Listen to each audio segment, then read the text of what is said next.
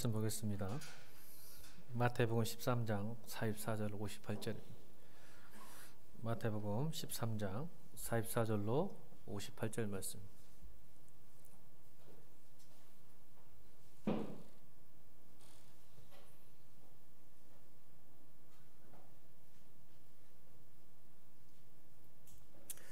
우리 교도갑니다. 천국은 마치 밭에 감추진 보화 같으니 사람이 이를 발견한 후 숨겨두고 기뻐하며 돌아가서 자기의 소유를 다 팔아 그 밭을 사느니라. 극히 값진 진주 하나를 발견하며 가서 자기의 소유를 다 팔아 그 진주를 사느니라.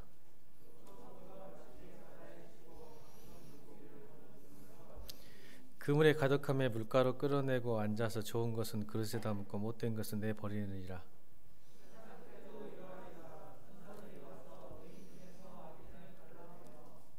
풀무불에 던져 넣으리니 거기서 울며 이를 갈리라.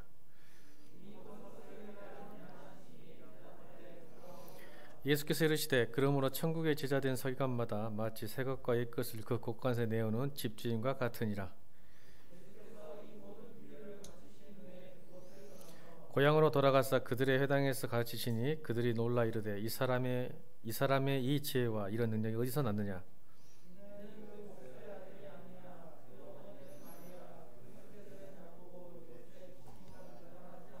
그 너희들은 다 우리와 함께 있지 아니하냐. 그런즉 이 사람의 이 모든 것이 어디서 났느냐 하고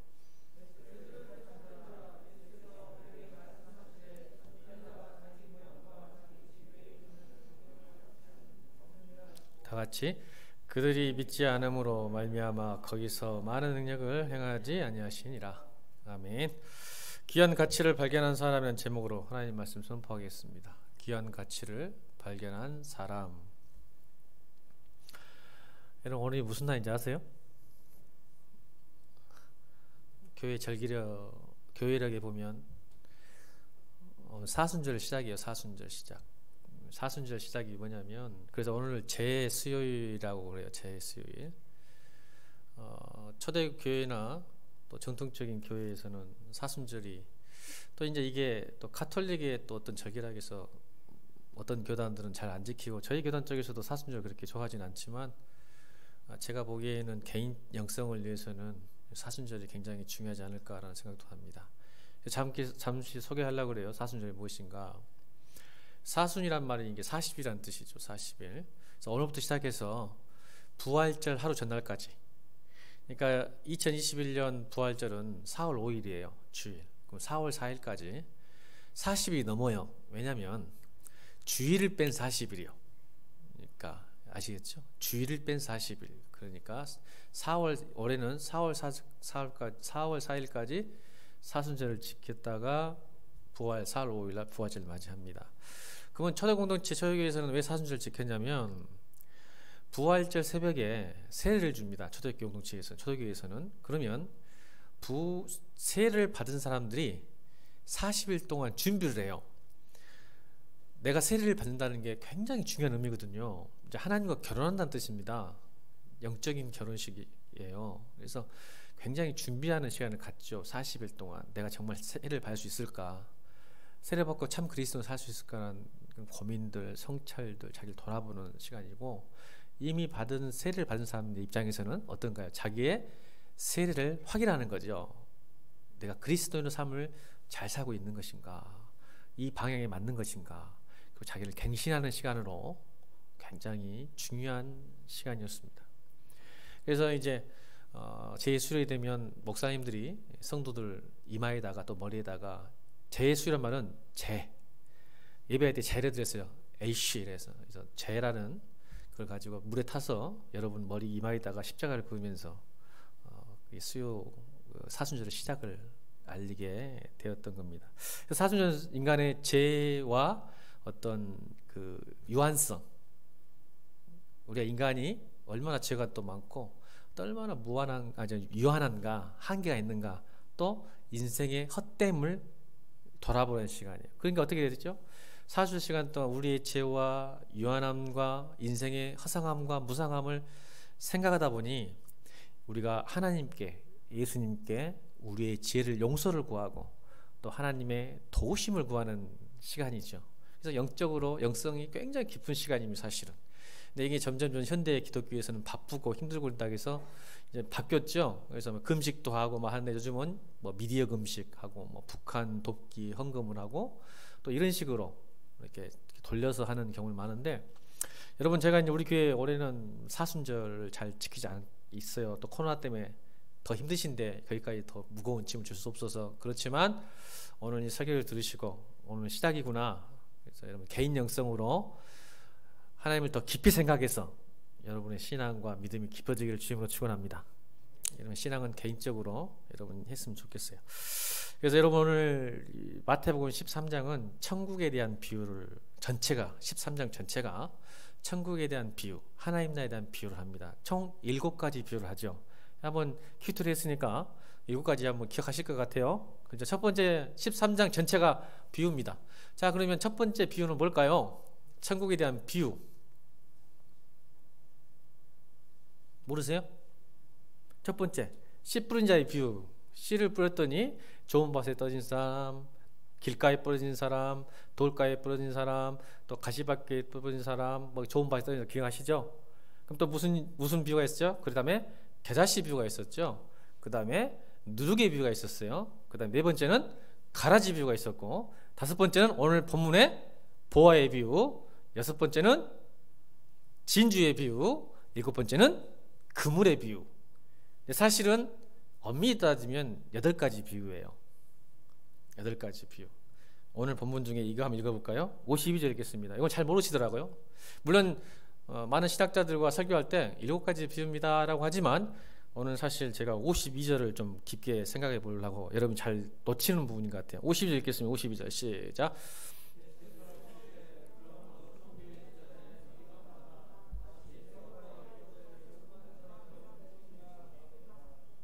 뭐예요? 비유하셨죠? 이번에도 비유하신 거예요. 이게 8번째 비유죠. 뭐예요? 그러므로 천국의 제자된 서기관마다, 천국을 가진 사람, 오늘 설교 제목처럼 귀한 가치를 발견하는 사람들은 천국의 제자된 서기관이 될 것이다 라고 이야기합니다. 그래서 비유를 하신 거예요. 서기관이 된 게 아니고 서기관처럼 살게 될 것이다. 이걸 많이 놓쳐요, 52절을. 그래서 옛것과 새것을 그 공간에서 내오는 집주인처럼 새것과 옛것을 마음대로 출납할 수 있는 사람이 될 것이다. 이 부분을 잘 놓치더라고요. 예수님의 어떤 결론이기도 하고 그러는데, 오늘 8가지 비유, 다른 분들 7가지라니까 7가지 합시다. 제가 무슨 뭐 신학자도 아니고 정통인도 아니지만 제가 뭐 말한다고 해서 8가지 비유 되겠습니까? 7가지 비유를 한다면 오늘 그 비유를 살펴볼 텐데, 특별히 오늘은 3가지 비유를 먼저 볼까요? 근데 이제 중요한 게 있죠. 왜 중요할까요? 비유. 왜 예수님께서 천국과 하나님 나라를 비유로만 말씀하셨을까라는 고민을 해본 적이 있으신가요? 오늘 13장에 나오거든요. 왜 예수님은 비유로, 그냥 직접적으로 설명하면 될 텐데. 근데 여러분, 저는 말씀드렸죠. 항상 비유하실 때 원관념과 보조관념 설명하시면서 우리가 설명해야 되는데 안 되는 게 있어요. 그죠? 그래서 여러분, 우리의 감정들, 희노애락을 말로 설명했을 때 무엇으로 승화되죠? 예술로 승화되는 거예요, 여러분. 우리가 말로 표현하는 감정들, 생사고락을 표현하기 힘들어요, 말로, 언어로. 왜냐하면 언어가 한계가 있거든요. 그러니까 하나님 나라에 대한 설명도 한계가 있는 거예요, 우리에게. 여러분, 그림 보면요, 어떤 사람 그림 착 쳐다보면 눈물을 흘려요. 저는 눈물 흘려본 적이 없어요. 왜? 그림을 모르니까. 또 어떤 사람 음악을 들으면요, 다른 세계에 살아요. 저도 저 LA 있을 때 게티미스가 가가지고 앉아가지고 한번 쳐다봤어. 그 뭐죠?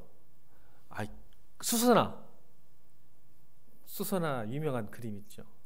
수선화라는 그림이 게티 원작이에요, 원작. 사람들이 뭐야 막 쳐다보고 1시간 안 가더라고요. 그래서 나도 수선화는 느낌이 없어, 모르니까. 아무리 봐도 별이 해는 밤도 봤거든요, 뉴욕 가서. 근데 이게 뺑뺑뺑 돌리는 것 같고 제가 모르니까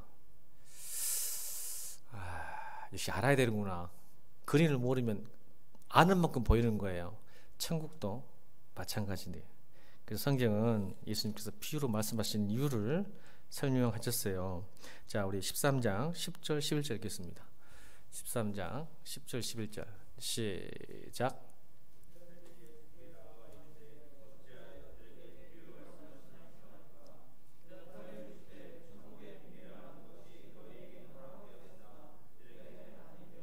그렇죠. 천국의 비밀을 아는 것이 너희가 허락되었으나 그들에게 알지 못하나. 비유. 왜냐하면 이것이 깨달을 수 있는 사람만 깨닫게 하신다는 게, 이게 수동적인 거예요. 깨달음은 내가 깨닫는 능동적인 게 아니라 깨달음을 주셔야 돼요. 오늘 말씀 설교와도 여러분, 하나님께서, 성령께서 깨달음 주기를 주님으로 축원합니다. 내가 아무리 말씀을 읽고 들어도 깨닫지 못하는 건 성령이 역사하셔야 돼요. 그래서 또 말씀하셨죠. 13절 계속 읽습니다. 13절 시작.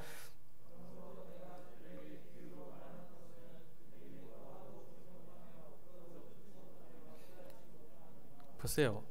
자, 여러분, 제가 그림 잘 모르니까 시를 한번 제가 읽어볼까요? 자, 시도 예술이잖아요. 자, 한번 읽어보겠습니다. 읽겠습니다. 시작.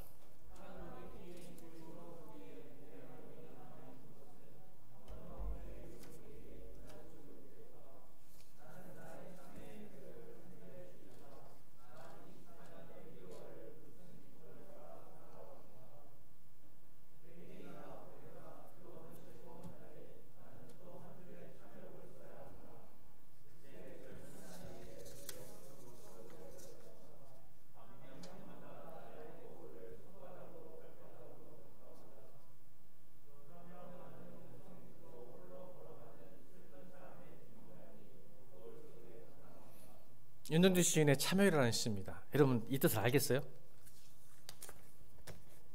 방금 읽었잖아요. 무슨 뜻일까요? 저도 이 뜻을 아까 말했죠. 아는 만큼 보이는 거거든요.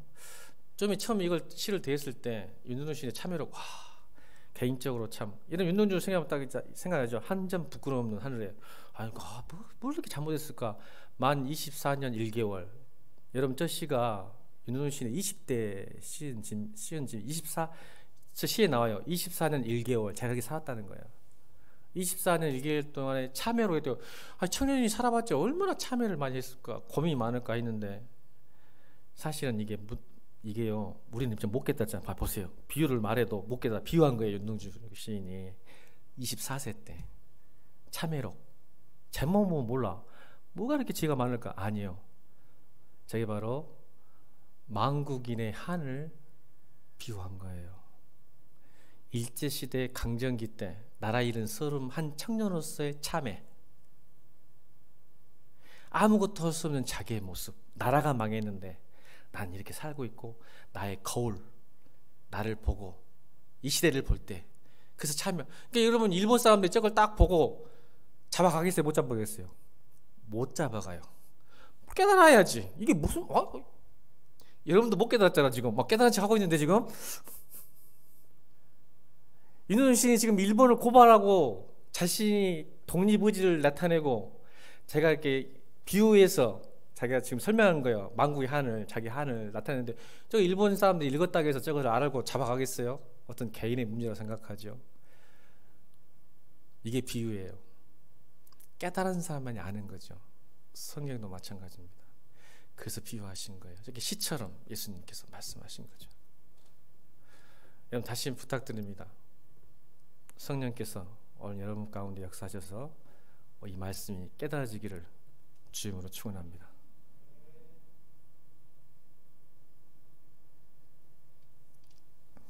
여러분, 첫 번째 비유는 뭐냐면 보화예요. 보화. 어떤 보화로 비유하셨을까요? 오늘 제가 설명해 드리네요. 깨닫길 바랍니다. 자, 읽어봅시다. 보화. 자, 44절입니다. 딱 한 절이네요. 44절 시작.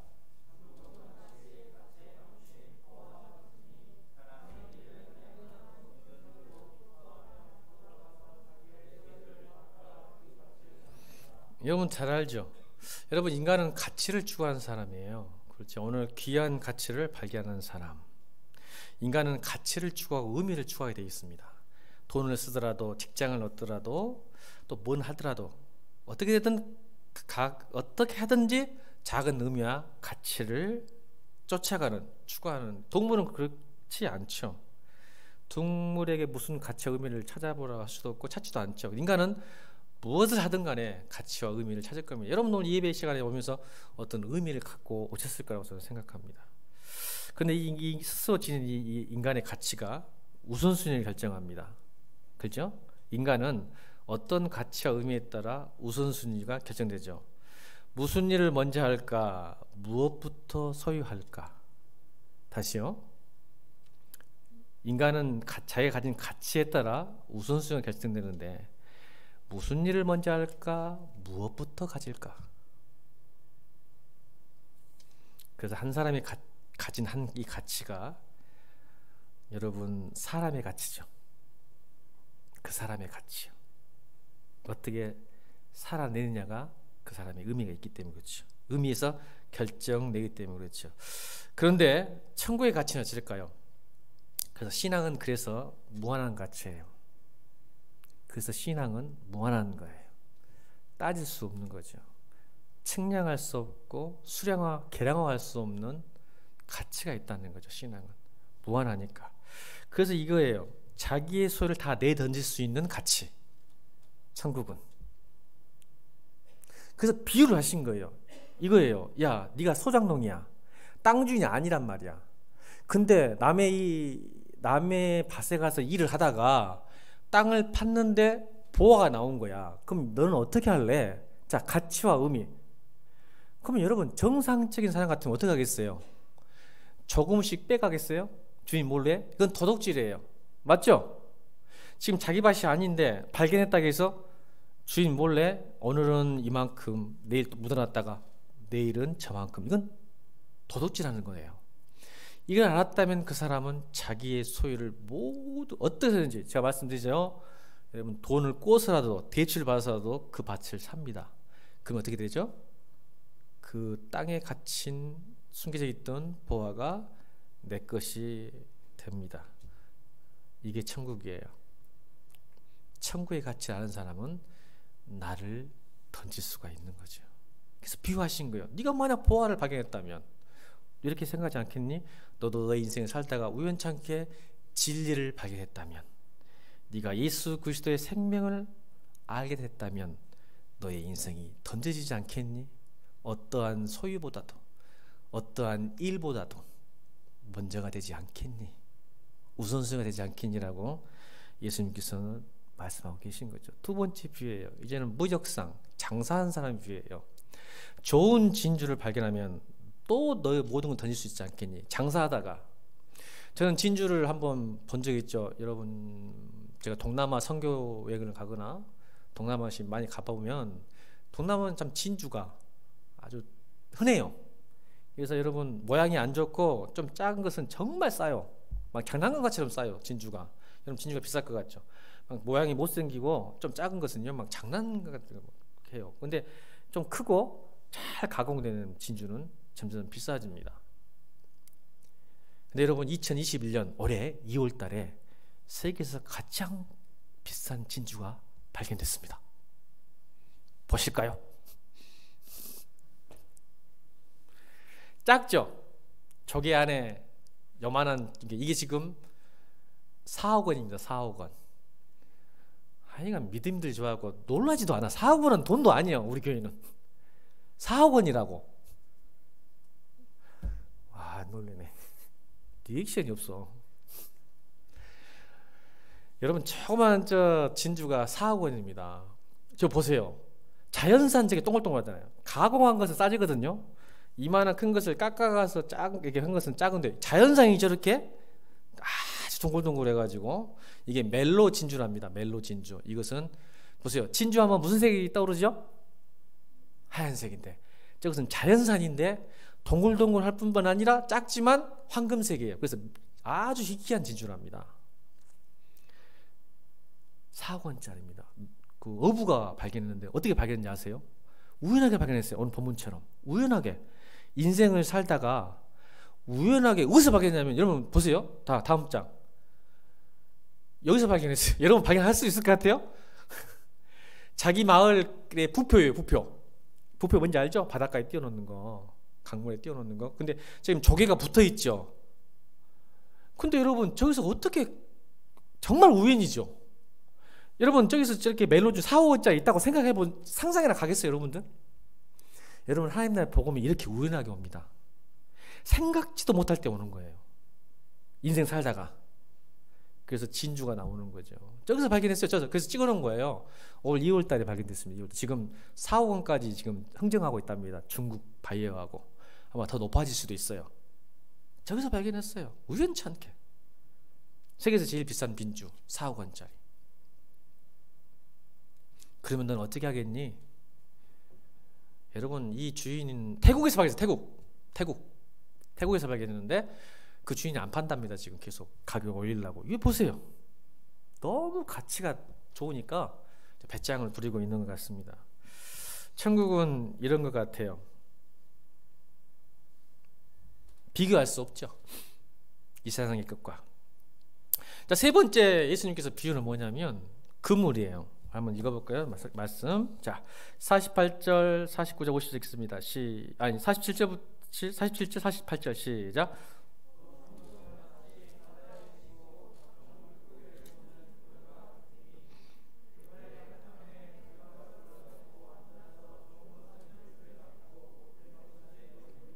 아멘. 여기까지 읽겠습니다. 천국을 이제 7번째 마지막 비유를 하시면서 뭐라고 했냐면 각종 바다에 치고 각종 물고기를 모으는 그물. 근데 이 헬라어에서는 이 그물도 여러 종류 있어요. 투망도 있을 것이고 조그마한 그물도 있을 것이고, 근데 여기는 저인망 그물이에요. 헬라어에서. 저인망 그물은 뭐죠? 일명 싹쓸이 그물이죠. 밑에서부터 바닥에서부터 쫙 긁어 모으는 거예요. 저인망 그물입니다. 여기서 그물은 헬라어에서. 그럼 이게 무슨 뜻일까 한번 생각해 본 적 있으세요? 이거 어떻게 보면 교회에 대한 이야기예요. 여러분 교회는요 하나님께서 저인망 그물처럼 모든 사람을 모으십니다. 이건 정말 중요해요. 천국을 지금 비유하시는데 교회에 다닌다고 다 천국 가는 건 아니에요. 그 말 하고 싶으신 거예요. 지금 또 저인망 그물처럼 모든 사람을 불러놨어. 그런데 어떻게 하겠다? 그물이 가득하매. 이제 교회에 사람이 많은데 물가로 끌어내고 앉아서 좋은 것은 그릇에 담고 못된 것은 내버리겠다고 말씀하세요. 7번째 비유가. 이번에 여러분 비슷한 게 오늘 13장에 나옵니다. 어디 나오죠? 4번째 비유, 가라지 비유. 기억나세요? 자, 41절 읽습니다. 41절, 42절. 13장 41절, 42절. 시작.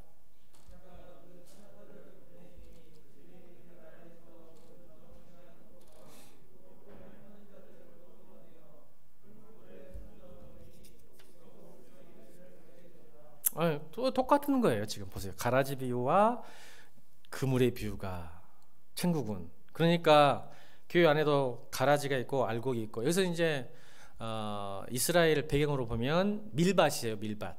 그러니까 쌀이 아니라 밀 알곡과 밀과 비슷한 가라지. 지금 우리 지금 옆에 이렇게 이쪽에 또 논에 있는 이렇게 그 벼와 또 다른 게 검정색. 그러니까 자라면 자랄수록 노래지죠. 벼는. 밀도 노래져요. 근데 가라지는 처음에는 똑같은데 검어져요.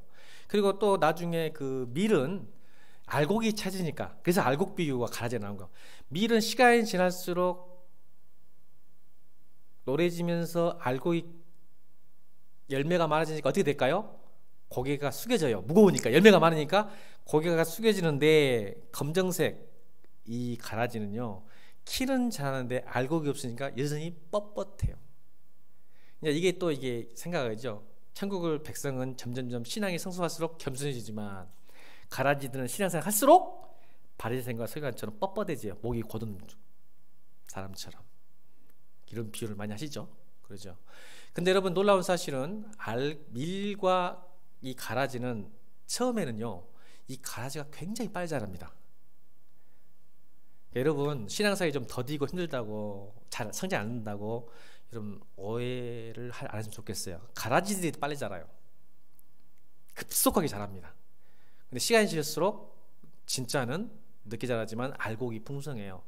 그래서 여러분 한번 갑자기 생각나는 얘기죠. 명품 그릇은 따라해봅시다. 명품 그릇은 오래 빚는다. 이게 도자기 세계의 유명한 말이에요. 좋은 그릇은요 오래 빚어요. 신경도 많이 쓰고. 하나님 나라의 백성도 교회 다니고 오래 다닌다고 해서 자꾸 성장이 안 된 것 같고 뭔가 좀 감각적이지 않고 내가 느끼지 않는다고 여러분 많이 오해하지 않고 정말 좋은 알곡은 충실하게 성실하게 하루하루 저는 자라간다고 믿습니다. 여러분 너무 교회 좀 다녔다고 해서 안 된다고 고민하지 말고 너무 빨리 변하는 것도 무서운 거예요. 사실은 성경대로 한다면. 그러니까 여러분이 좀 안심을 했으면 좋겠다고 생각합니다. 여기서 좋다 못됐다 말은 이 헬라어에서 보면 칼로스, 좋다는 칼로스인데 어떤 의미냐면 착한 행실, 좋은 땅, 좋은 일이라는 뜻이에요. 못된 것이라는 것은 못된 나무, 못된 나쁜 열매, 나쁜 말이라는 뜻입니다. 하나님께서 마지막 때에 교회 안에 저인망으로 다 모았지만 하늘나라 갈 때는 어떻게 돼? 좋은 것과 나쁜 것, 좋은 것과 못된 것을 나누겠다는 거죠. 그렇죠? 그래서 그런 하늘나라가 될 것이다 라고 성경은 있습니다. 그럼 여러분 내가 좋은 것이라는 것을 알 수 있는 방법을 제가 같이 내가 정말 좋은 것인지 못된 것인지를 가르는 방법이 있는데 그것이 있어요. 여러분 첫 번째는 여러분 십자가의 죽음과 부활이 믿어지면 좋은 것이에요. 여러분 사실 십자가의 죽음과 부활을 믿는다는 것은 비상식적이고 비지성적이에요. 비과학적이죠. 오류예요, 오류. 근데 믿어지는 거야. 이게 좋은 밭이죠. 동정녀의 탄생이 어떻게 믿어집니까? 신이 인간으로 왔대요. 이게 어떻게 믿어집니까? 근데 이게 믿어지는 게 이게 기적이죠. 그죠? 이게 좋은 밭이라는 뜻이에요. 내가 설명할 수 없고 납득할 수 없고 이해시킬 수 없지만 그게 믿어져요. 천지창조가 믿어진다는 것은 아까 말한 것처럼 깨달았기 때문에 하나님께서 주셨기 때문에 그냥 믿어지는 거예요. 설명할 수 없죠. 저보고 십자가의 죽음과 부활을 설명하라면 제가 어떻게 설명하겠어요? 하늘 언어를 말이요. 하늘 언어를 비유로만 설명하지. 두 번째는 이제 그게 믿어진다면 이거예요. 아까 오늘 본문처럼 그물의 비유처럼 내가 힘들고 어렵지만 하나님 말씀대로 사는 것이 기쁨이 되면 좋은 사람입니다. 힘들고 손해보고 상식에 안 맞고 이해가 안 되는데 하나님 뜻대로 살려고 애쓰고 말씀대로 살려고 할 때 그 기쁨이 쏟아져 나오는 게 있다면 여러분 좋은 사람들이에요. 좋은 것들이에요. 저는 여러분 삶이 그러니까 이래요. 자신은 오늘 십자가의 죽음과 부활이 믿어진다고 해서 자신이 천국 가는 것에 대해서는 확신이 있지만 그의 선택과 행동은 하나님 나라와 정반대인 경우가 많이 있어요. 그럼 이게 문제가 있는 거예요. 그 말하고 싶은 거예요. 지금 내가 하나님 나라를 믿고 천국 간다고 확신을 하는데 나의 선택과 결정은 늘 하나님 나라와 정반대로 살아. 그 다음에 이제 문제가 생기기 시작하는 거예요. 그럼 이제 살펴봐야 돼요.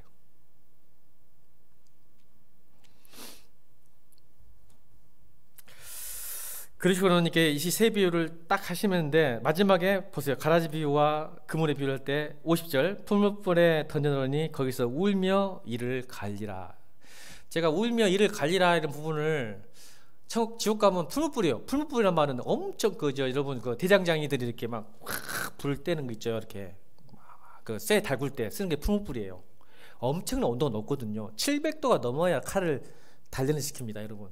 700도가 넘는 보통 대장장이들의 풀무불은 730도 이상이 돼야 쇠를 단련시키거든요. 그렇게 무서운 불에서 제가 처음에는요, 뜨거워 죽겠는데 이 일을 갈까? 일을 갈 시간, 여러분 뜨거운데 일을 갈 시간이 없어요. 내가 고민해서 청년 때 아니 뜨거울 때 일을 가라? 여러분 한번 뜨거울 때 일을 갈 사람 없어요. 근데 왜 저 일을 갈까? 고민해서 내가 스스로 고민해서 고민한 걸 내가 스스로 해석했어. 맞는 거 안 맞는 거 봐봐. 문맥을 보니까 뜨거운 물에 데인 사람 물에 데워도 일을 갈 사람 그 순간에 어떻게 일을 가라? 아프다. 막 얘기하지. 그죠? 그런데 성경은 왜 일을 갈까 생각해 고민했어요. 제가 깨달은 게 있어요. 보세요.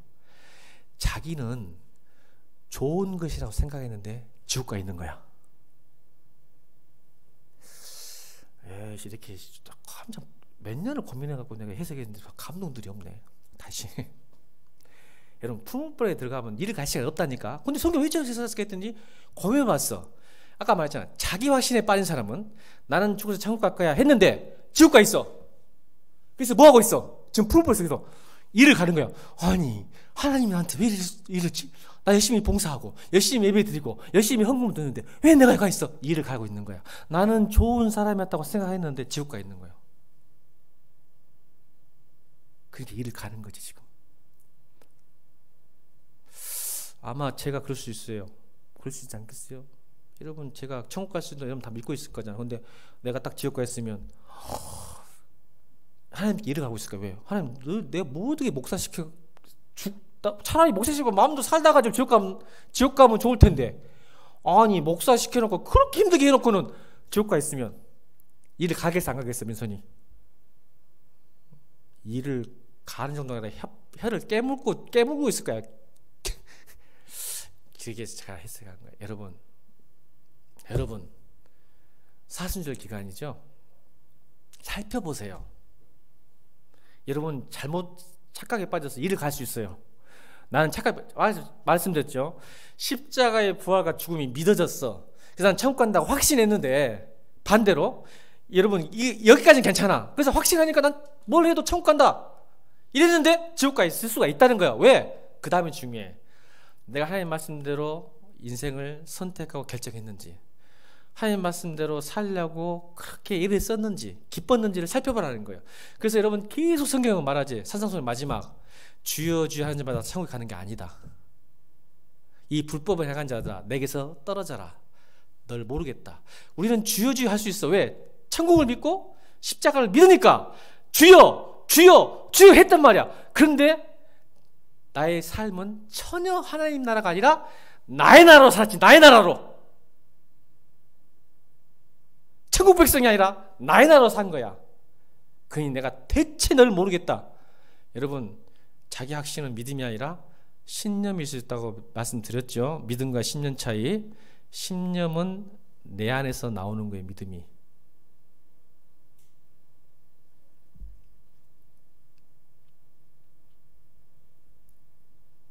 할라를 이렇게 말씀하셨어요. 자기 확신이 있다고 그게 믿음일 수 없어요. 그러니까 그것을 점검하고 살펴보라고. 어떻게?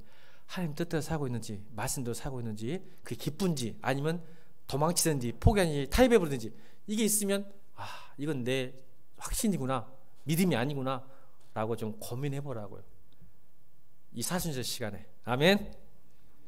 그러나 여러분 구원 못 받은 게 아니에요. 왜요? 우리가 믿음이 약해지고 또 우리의 연약함 때문에 그럴 수 있으니까 다시 회복하라고요. 사순절 기간에. 아멘.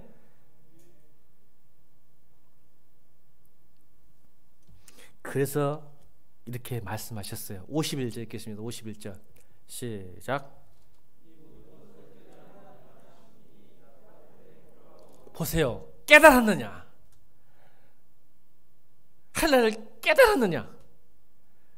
깨닫지 못한 자와 깨달은 자의 모습이에요. 그러니까 귀한 가치를 깨달은 사람이 천국 백성이야. 근데 귀한 가치를 못 깨달아.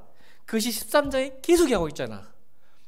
길가에 부러지고 돌밭에 부러지고 가시들기에 부러지고 못 깨달아. 아무리 말씀을 해도 그런데 제자들이 뭐라고 대답하죠? 그러하오이다. 거짓말이에요. 여기까지는 거짓말이에요. 여러분 따라합시다. 지적 동의가 깨달음은 아니다. 제자들은 지적 동의한 거예요. 여러분 서역 공부하면요, 제가 서역 공부를 많이 하면 청년들이요, 아멘 맞습니다 해요. 근데 안 변해요. 제자들도 그랬어요. 이 모든 것을 깨달았니? 대답하되 그러하오이다. 못 깨달았어요. 진짜 그럴 것이다 라고 생각한 거예요. 왜냐? 나중에 알잖아요. 여러분 복음서 뒤에 다 도망치잖아요. 십자가의 죽음, 부활 못 믿었어요. 맞아요 안 맞아요? 제자들이. 근데 그런다고 하잖아요. 보세요. 자기 확신, 신념 다 도망쳤어요. 심지어 베드로는 3번이나 저주하잖아요, 예수님을. 그런다고 말해놓고 이게 자기 확신이에요. 지적동이에요. 그래서 나중에 얼마나 화가 나셨냐면, 여러분 큐티 나올 거예요. 이제 15장에 예수님께서 깨달아, 13장 전체가 깨달아라 깨달아 계속 깨달아라 깨달아 선포하시다가 질문하세요. 깨달았느냐 했다가 이제 화가 나셔서 15장에 가면 직접적으로 15장 봅시다. 15장 10절 읽겠습니다. 시작. 이제 명령을 해보라. 못 참아. 이제 인내가 하는 게 없어. 아유, 이놈들아. 이렇게 말해. 이제 듣고 좀 깨달으라고 명령해보래요. 묻지도 않으셔. 제발 좀 깨달아라. 야, 이놈들아. 깨달아라. 좀. 그렇게 하시는 거예요.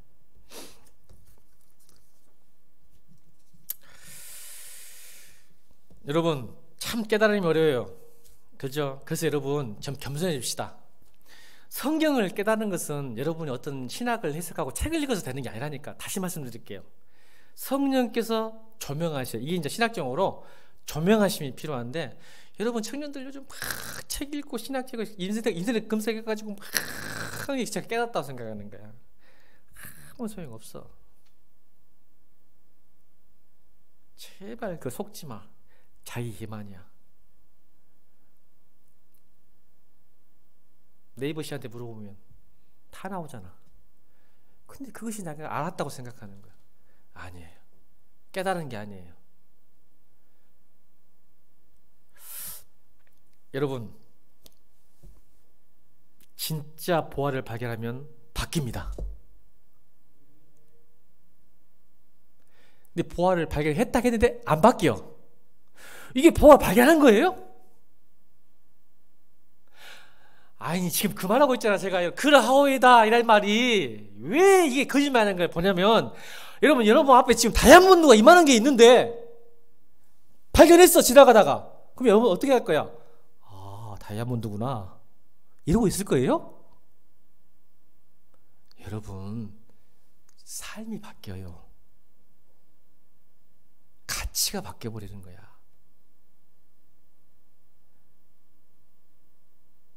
의미가 바뀌어버려. 우선순위가 바뀌어버려. 저 만약 지나가다 다이아몬드 우리 집 빨리 팔아야지. 만약 땅에 묻어 있었다면, 그래서 내 거 등기해야지. 등기. 그 땅을. 내 삶이 바뀌죠. 누가 지금 이 어려운 시기에 내 집을 팔아, 내 통장을 털어, 청약 통장도 털어야 되고 내게 숨기는 비자금도 털어야지. 근데 다 털 수 있는 방법은 보화를 발견했을 때뿐이요. 삶이 바뀌어버려. 모든 게 우선순위가 바뀌어버려. 내가 숨겼던 비자금도 비자금이 아니야. 더 이상 보화를 발견하면. 맞죠? 숨길 필요가 없잖아.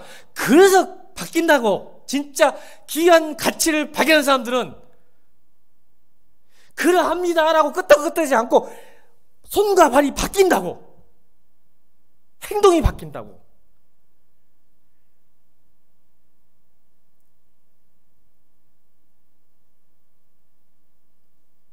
성경은 이걸 잘했잖아. 그 깨달았냐? 못 깨달는 거야. 그러합니다? 아니다. 그러니까 15장에 제발 깨달아, 이 새끼들아. 안 변했으니까 주님께서 주여 주여 하는 마다 다 그런 게 들어오는 거 아니단다이 하신 거예요. 여러분, 제가 재밌는 이야기 할게요. 형제들 자매하고 데이트할 때 아무거나 사줘 란 말 했을 때, 형제들 아무거나 사주면 뒤집니다. 좋은 거 가르쳐주잖아. 아는가 보네, 요나? 뭐, 너는 모를 것 같은데? 너는 그냥 바로, 그래? 아무거나 먹자? 너 아웃이야. 자매들이 아무거나 먹어. 아무 데나 가? 그걸 믿어버리면 너 끝나는 거야. 나는 26년째 우리 와이프가 됐어란 말을 깨닫고 있는 중이에요. 됐어란 말이 무슨 뜻이지? 지금도 깨닫고 있어. 저게 무슨 말일까? 됐어? 됐어 그 한마디가 수시로 바뀝니다. 이게 무슨 의미일까? 깨달아야 돼. 지금도 깨닫고 있어 중이요. 이건 또 자매들이 됐어 하면 된 게 아니야. 요나야, 정신 차려야지. 깨달음이 이렇게 무서운 거야. 깨닫기를 주여 축원합니다. 김남희 집사님 그러죠. 동의하죠? 됐으게 된 게 아니지. 됐어가 된 게 아니에요. 여러분, 마지막 8번째로 주님께서 말씀하시죠. 우리 52절 읽겠습니다. 52절 시작. 52절 시작.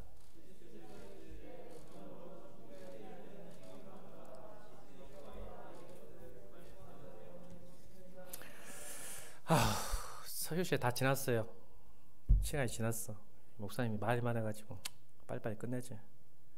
자, 귀한 가치를 깨달은 사람은 뭐가 되냐면요, 천국의 제자된 서기관. 서기관의 직업이 뭘까요? 하는 일이 필사한 사람이에요. 서기관. 여러분, 법정에 가면 서기관 있어. 서기 뭐예요? 타이핑. 피고든 재판관이든 말하면 탁탁탁탁 치는 사람 있잖아. 이 서기관은 필사한 사람이에요. 그러니까 뭐예요? 천국의 제자는 서기관이 된다겠어. 이 말은 하나님 말씀을 플러스 마이너스 하는 사람일까 안 하는 사람일까? 자, 천국 백성이 된 사람은 하나님 말씀을 플러스 할까 마이너스 할까? 안 하지. 거지 곧대로 쓰는 사람이에요. 아멘.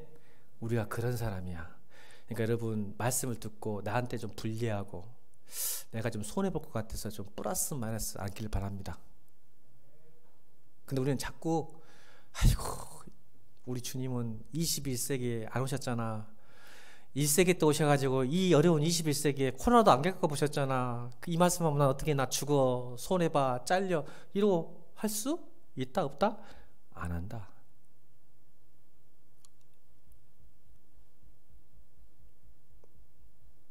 그게 천국의 제자든 서기관들. 여러분, 새것과 이것 이야기할 시간이 없어요. 그 사람은 옛날 것과 자기 것을 이렇게 마음대로 왔다가 집주인처럼, 그래서 이제 율법과 복음, 은혜와 정의와 사랑, 이게 마음대로 움직이는 사람이 되는 거예요. 이게 자유. 그걸 설명했는데 시간이 없어요. 근데 여러분, 이제 마지막 이거 꼭 하고 넘어가야 돼요. 근데 반응이, 이 비유를 듣고도 반응이 중요해요. 이제는 보세요. 놀라운 게 있어요. 자, 보세요. 54절 읽겠습니다. 예수께서 이 모든 비유를 마친 후에 그곳을 떠나서, 54절 읽겠습니다. 시작.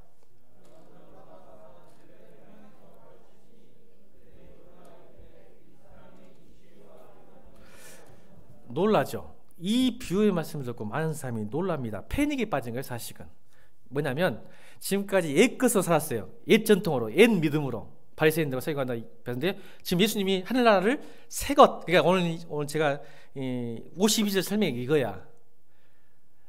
여러분, 진리 앞에 서면요, 우리는 익숙하고 안전한 옛 것을 지키기 위해서 새 것을 저항합니다. 무슨 냐면, 내가 이렇게 편하게 살는데 진리가 내 앞에 와요. 하나님 말씀 내 앞에서 나를 도전해요. 내 삶을 변화시키라고. 그게 패닉, 놀라요. 나 이대로 살아도 괜찮게 살고 있는데 하나님 말씀이 딱 오는데 나를 변화시키려고 그래. 나에게 도전을 줘. 안전지를 떠나라 그래. 그러니까 놀라는 거예요, 지금 백성들이. 여러분, 우리 안에도 있어요. 왜 많은 사람들이 예수의 복음을, 십자가 복음을 안 받는지 아세요? 자기의 옛 것을 버리기 싫어하는 거예요. 왜냐? 지금까지 살아온 생과 인생을 뒤집어 엎어야 되잖아.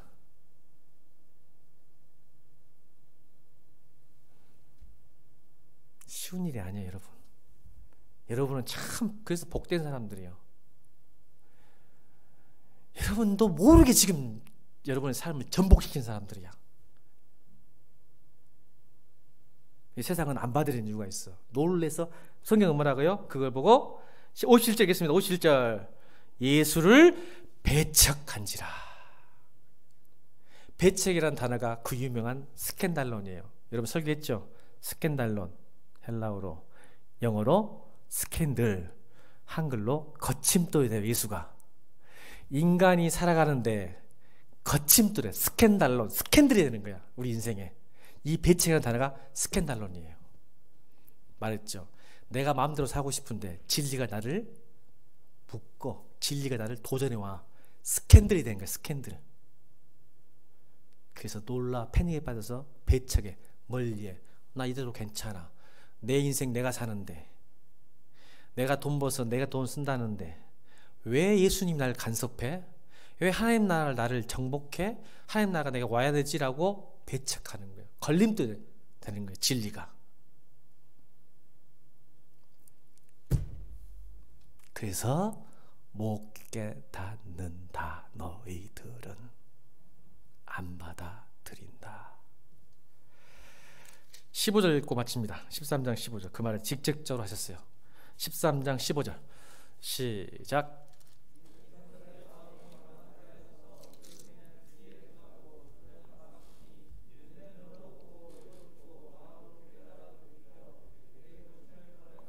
내가 고침을 받을까 두려우기 때문에 배척하는 거예요.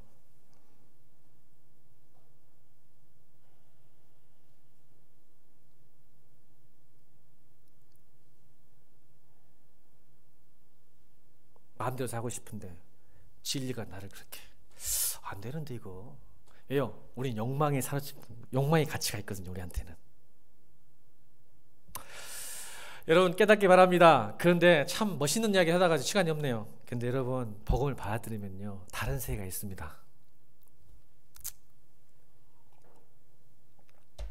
진짜입니다. 여러분 드론 아닌가요? 드론? 이 땅에서 여러분 자연을 보고 환경을 보잖아요. 여러분이 서서 보면요 그 보는 거죠. 그 비전이죠. 그 비전인데 드론을 세계에 올라가면 지금 내 눈이 하늘에 있죠. 천국의 가치를 가진 사람은요 나는 이 땅에 살지만 드론같이 하늘에서 세상을 바라봅니다.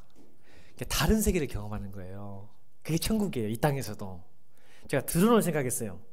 지금 내가 이 땅에 있는데 여러분 핸드폰으로 드론이 올라가서 세상을 봅니다. 여러분 제가 여러분 한 번씩 TV 보니까 그 세계 그 무슨 여행 그 보면 요즘 드론으로 찍대요.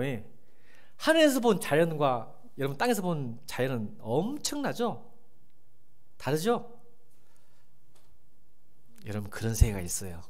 천국을 가진 사람은. 믿으시기 바랍니다. 그러면 여러분 우리의 과거와 상처와 미래와 현재가 바뀌어요. 그 눈이 있어요. 생기면. 성경은 그걸 우리에게 주시고 싶은 거죠. 드론의 세계, 우리가 보지 못한 세계 보게 해야 됩니다. 마치 드론을 우리가 땅에서 보는 것처럼 똑같은 렌즈지만 다른 렌즈로 보는 세계. 이게 천국 가치를 받는 사람의 축복이에요. 여러분 그걸 누리시길 바랍니다. 우리 찬송가 288장 찬양